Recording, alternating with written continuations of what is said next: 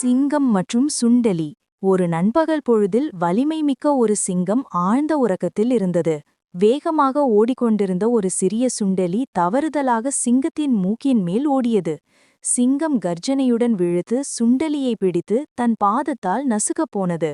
காட்டின் அரசே, தயவு செய்து என்னை மன்னித்து விடுங்கள் என்று சுண்டெலி கத்தியது. நான் உங்களின் இந்த கருணையை ஒருபோதும் மறக்க மாட்டேன் என்று உறுதியளிக்கிறேன். ஒருவேளை ஒரு நாள் நான் உங்களுக்கு உதவக்கூடும். ஒரு சிறிய சுண்டெலி ஒரு பெரிய சிங்கத்திற்கு உதவுவதா என்ற எண்ணம் சிங்கத்திற்கு மிகவும் சிரிப்பை வரவழைத்தது.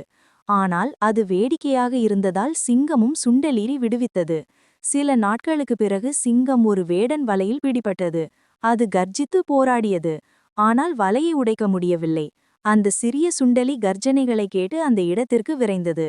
அதன் கூர்மையான சிறிய பற்களை பயன்படுத்தி சுண்டெலி விரைவாக தடிமனான கயிறுகளை கடித்து சிங்கத்தை விடுவித்தது. நான் உங்களுக்கு உதவ முடியும் என்ற எண்ணத்தை கேட்டு நீங்கள் சிரித்தீர்கள் என்றது சுண்டெலி. ஆனால் இப்போதாவது உங்களுக்கு தெரிந்திருக்கும், ஒரு சிறிய சுண்டெலியால் கூட ஒரு பெரிய சிங்கத்திற்கு உதவ முடியும். கதையின் நீதி: ஒரு சிறிய தயவும் கூட ஒருபோதும் வீணாகாது.